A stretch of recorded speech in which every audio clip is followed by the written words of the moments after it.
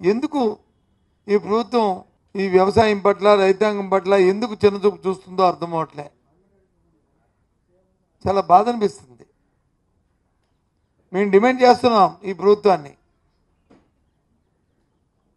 మీరు అట్టాసంగా చెప్పారు కదా, నేను ఢిల్లీకి వెళ్ళాను, మీ మద్దతు ధర తీసుకొచ్చాం, మిర్చిని వచ్చి కొంటున్నాం, ఎప్పుడు కనీవిని జరగనట్టుగా మేము వచ్చి కేంద్రాన్ని ఒప్పించాం అని చెప్పారు కదా.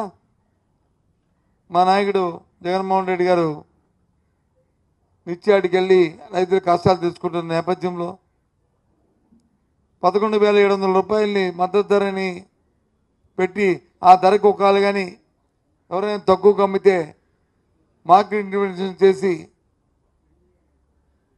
కేంద్ర రాష్ట్ర ప్రభుత్వాల ద్వారా ఏజెన్సీ ద్వారా కొంటామని చెప్పారు కదా. చెప్పండి, వాటికి 1 కేజీ అని కొన్నారా మీరు? 1 కిలో అంటే 1 కిలో కొన్నారా? కొంటే ఎందుకు ఇవాళ రైతులందరూ వచ్చి అక్కడ మిర్చి రైతులందరూ ధర్నాలు చేస్తారు? అక్కడ చెప్పండి మీ లెక్కల ప్రకారం ఎందుకు కొన్నారు? మాటలు చూస్తూ కోటలు దాటిపోతాయి కొండంతా, చేతల్లో శూన్యం.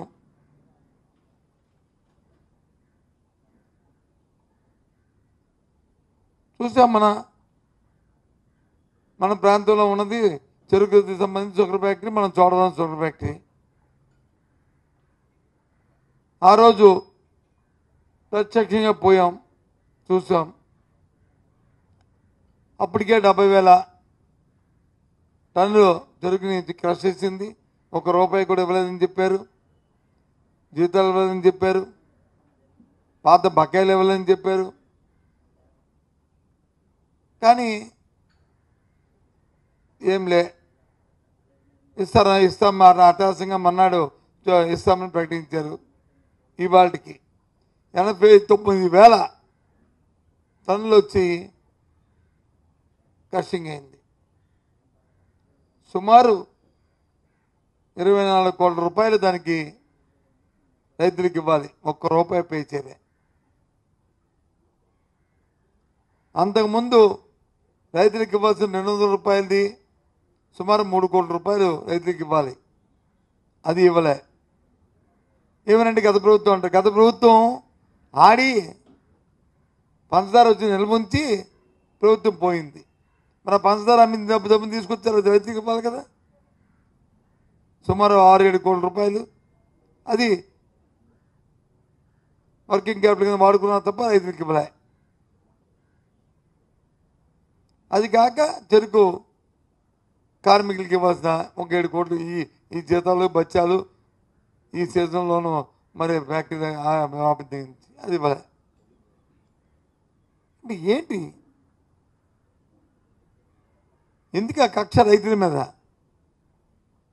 ఎందుకు మీకు వ్యవసాయం మీద ఎలాగా మీకు ఉంది నానుడి, వ్యవసాయం అంటే శుద్ధ దండగా అని.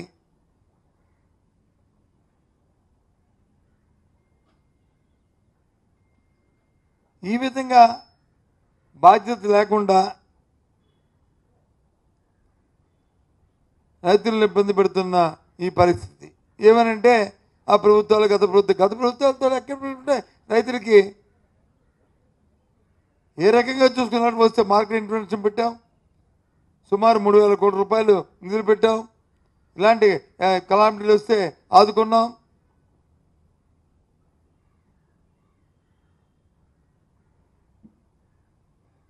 ఎక్కడ ఇలాంటి పరిస్థితి లేదు. ఇటువంటి పరిస్థితి ఎప్పుడు దాపరం మా అప్పుడు. ఇవాళ మిర్చే కాదు, అబ్బా గుంటూరు కృష్ణా జిల్లాలో అటు వెళ్తే పొగాకు కూడా అదే పరిస్థితి.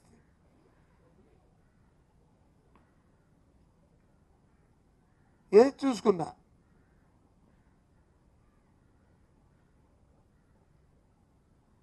మాటలే తప్ప ఏవో వారికున్న ఈ 2-3 ప్రచార తప్ప వాళ్ళు ఇస్తున్న ప్రచారం తప్ప గ్రౌండ్ లెవెల్లో కనిపించట్లే. నేను చెప్పింది వాస్తవా కాదా చెప్పానండి. వెళ్ళండి, పదండి చూడవచ్చు షుగర్ ఫ్యాక్టరీకి. అక్కడ రైతులు చెరుకు రైతులు పడుతున్న ఇబ్బందులు చూడండి. పదండి, అనకాపల్లి ప్రాంతం అంతా తిరుగుదాం. లేదు వెళ్ళి చూడండి గుంటూరు మార్కెట్ యార్డ్లో ఏ రకమైన పరిస్థితులు ఉన్నాయో. మేము చెప్పింది అవాస్తవం అయితే వెళ్ళి అక్కడ ప్రెస్ మీట్ పెట్టి చెప్పండి, అగో అబద్ధం, మొత్తం చెప్పింది అబద్ధం, ఇదిగో మేము ఇన్ని వేల టన్నుల్ని మేము పర్చేజ్ చేసాం, క్వింటాల్ పర్చేజ్ చేసాం అని చెప్పండి.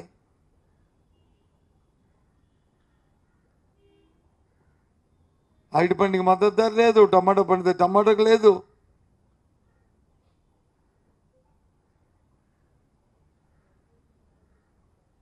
ఇదేమి ఒక సంవత్సరం పండిన పంటలు కాదు కదా, కొత్త పంటలేం కాదు కదా. అనాదిగా ఒక సిస్టము ఈ రాష్ట్రంలో ఉంది కదా. వ్యవస్థ పుట్టి ఉమ్మడి రాష్ట్రం ఉన్నప్పటి నుంచి ఒక వ్యవస్థ పనిచేస్తుంది కదా, ఒక సిస్టమ్ డెవలప్ అయ్యేది కదా.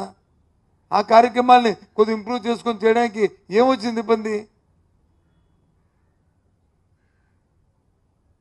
ఊరికి హామీలు ఇచ్చారు కదా, హామీలతో కాదు చేతల్లో చూపెట్టండి.